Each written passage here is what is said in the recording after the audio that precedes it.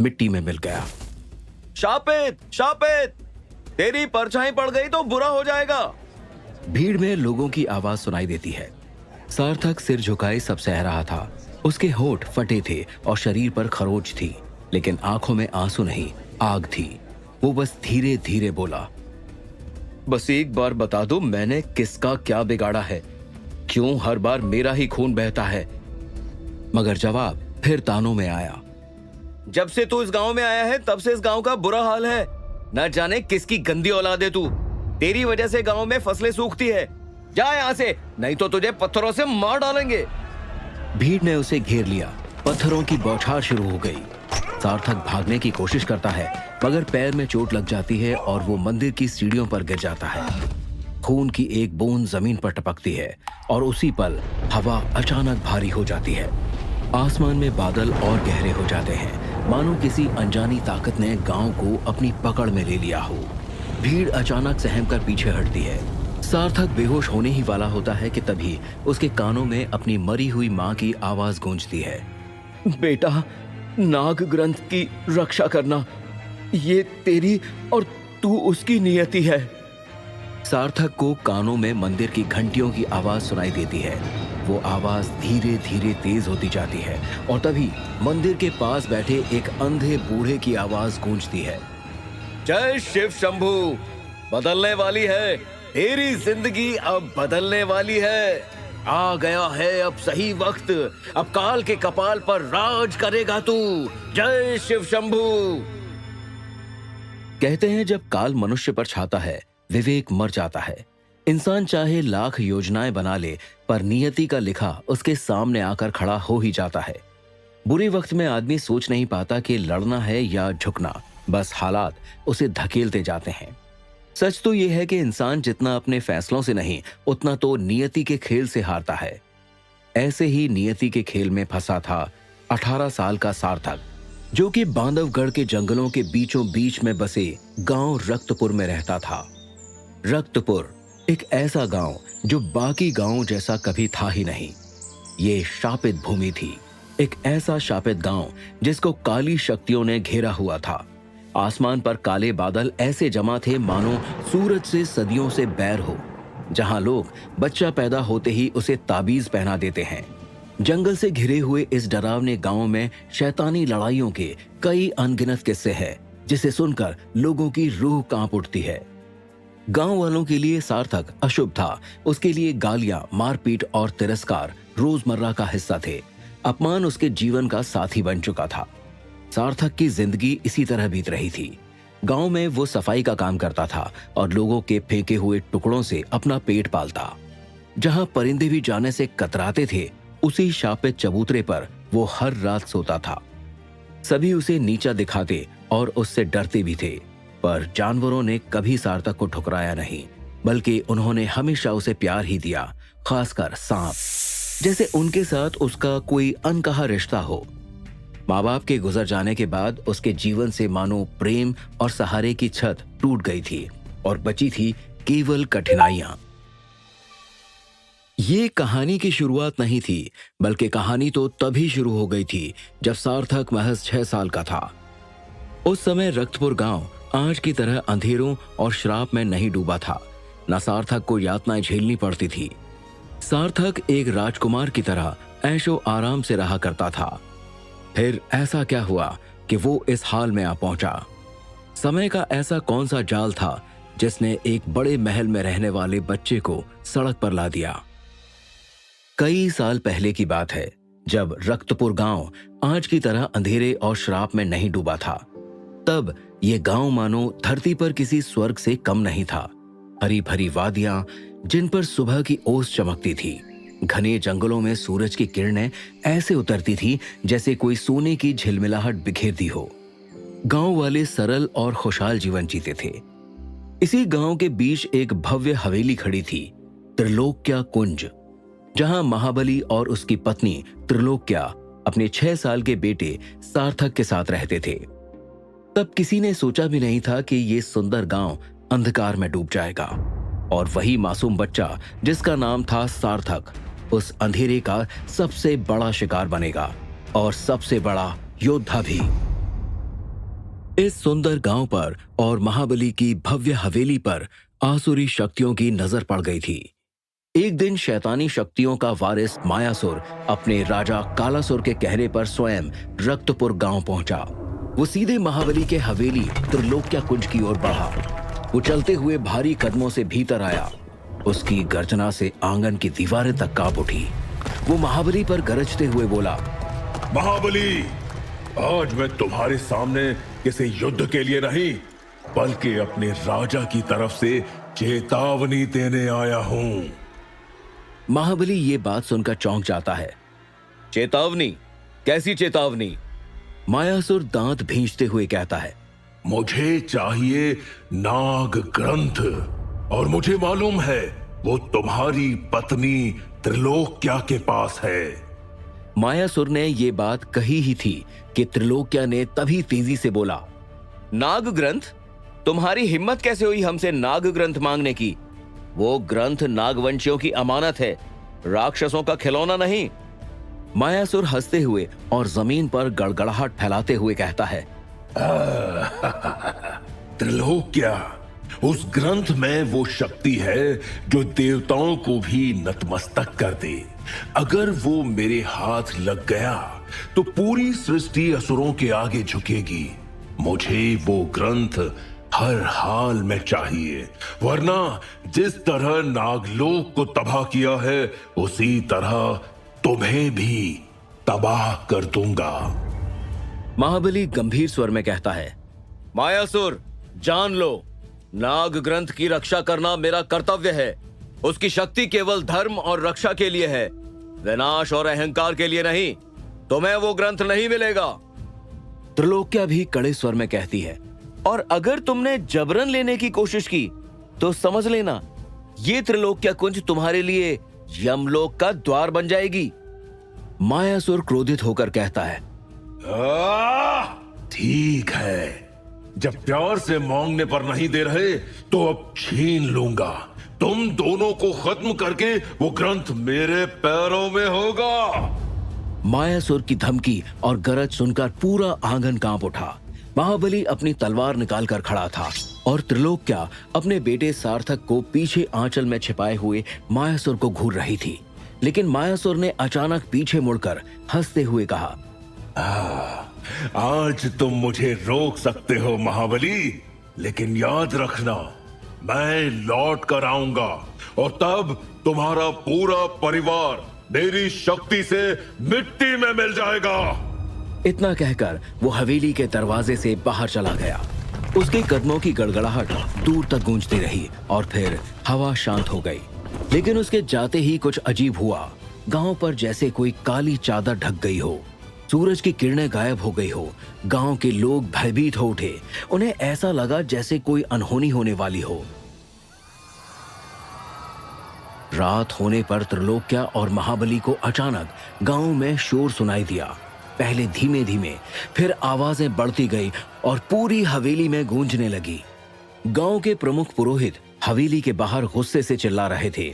आज उनकी आंखों का रंग अजीब सा ही लग रहा था, जैसे वो किसी शक्ति के वश में हो। महाबली और त्रिलोक्या ने तांत्रिक विद्या से गांव को संकट में डाला है। इनका अंत जरूरी है। गांव को शुद्ध करना होगा। त्रिलोक्या ने घबराते हुए महाबली से कहा, ये आवाजें कैसी हैं? कौन हमारे घर के पास है?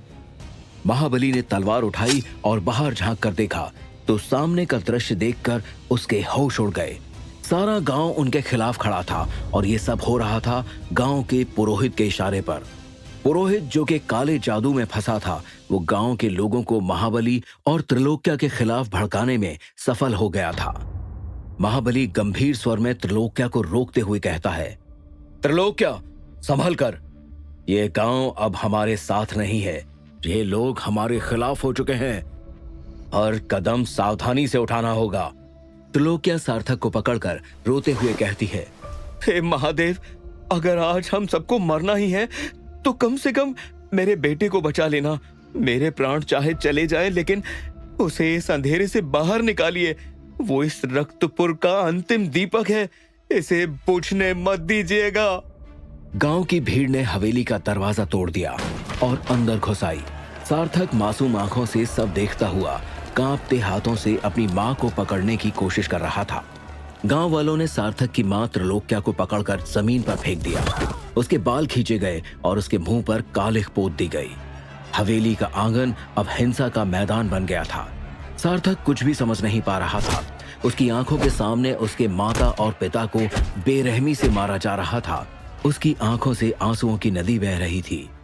जब वो दोनों जमीन पर बेहोश हो गए तो पुरोहित ने कहा, इस हवेली को जला दो और मरने दो इस बच्चे को इसी आग में। ये सुनते ही सभी लोग हवेली से बाहर निकल गए।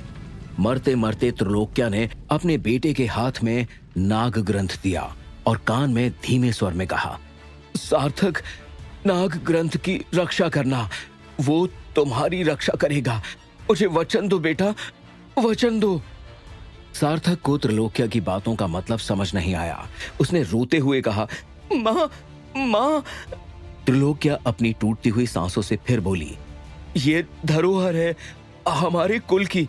तुम्हारा जन्म इसे बचाने के लिए हुआ है, वंश की रक्षा के लिए हुआ है सार्थक। इसमें मेरे और तुम्हारे पिता की। उसकी सांसें टूटती जा रही थी। सार्थक अपनी माँ को इस हालत में देखकर फूट फूट कर रो रहा था। माँ, माँ, वचन दो बेटा, वचन माँ, वचन। लेकिन इससे पहले कि सार्थक कुछ और समझ पाता या कुछ कह पाता, त्रिलोक्या की आंखों से आखिरी आंसू गिरा और उसकी सांसें वहीं रुक गईं। सार्थक की मासूम आंखों के सामने उसकी मां का जीवन छीन लिया गया और हवेली में गूंजती रही बस उसके रोने की आवाज। तभी गांव वालों ने पूरी हवेली में आग लगा दी और सार्थक को समझ नहीं आया कि वो क्या करे। वो उसी हवेली में अटका हुआ था।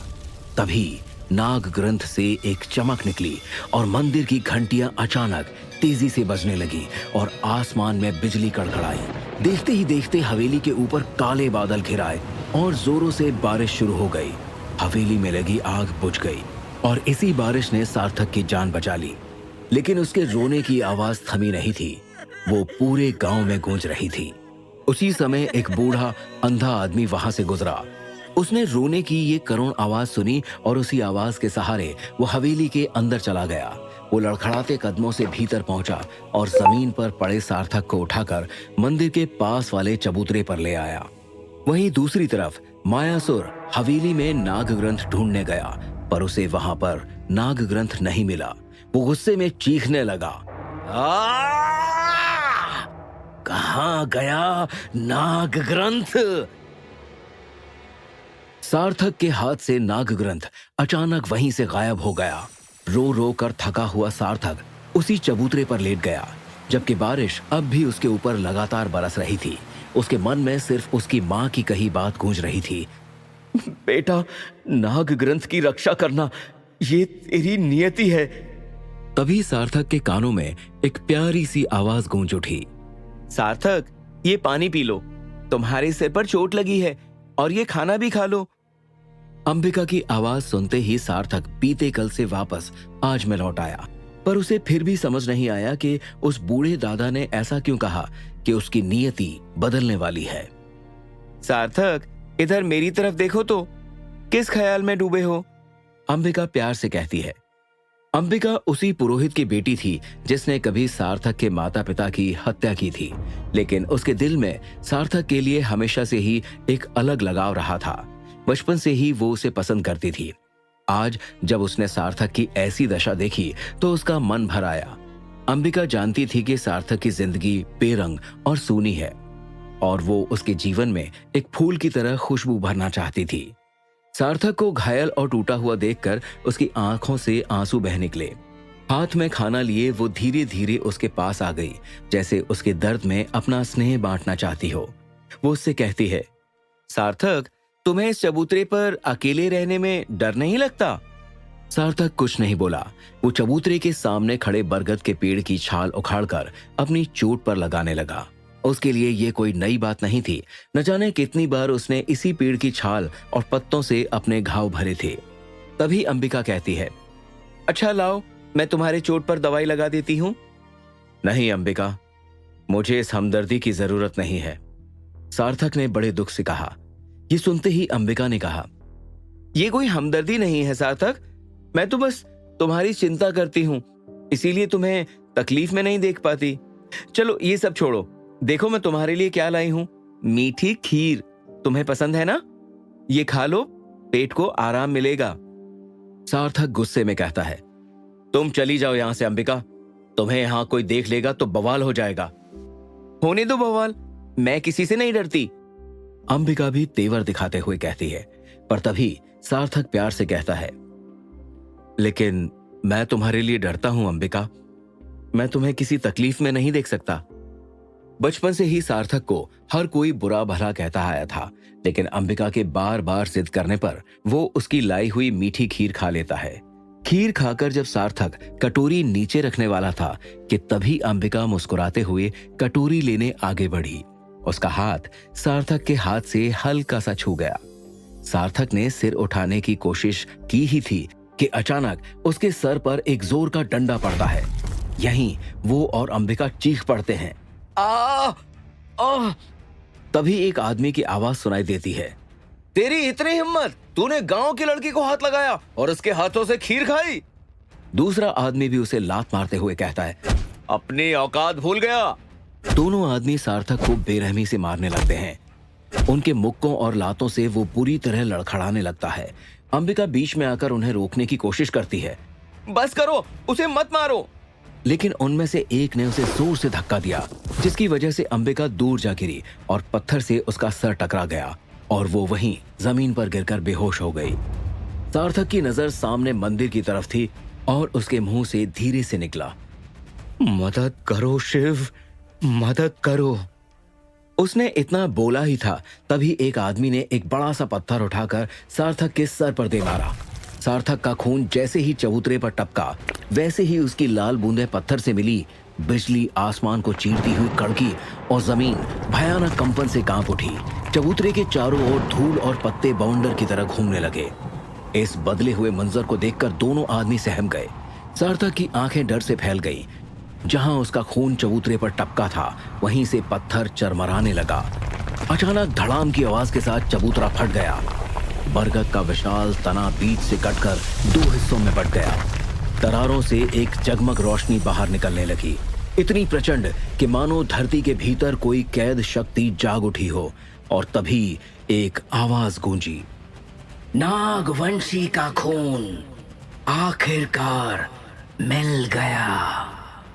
क्या थी ये रोशनी? किसकी थी ये आवाज? आखिर क्या रहस्य है सार्थक की जिंदगी का? और क्या बूढ़े आदमी की भविष्यवाणी सच होगी? ये जानने के लिए सुनिए नागवंशी के अगले एपिसोड को सिर्फ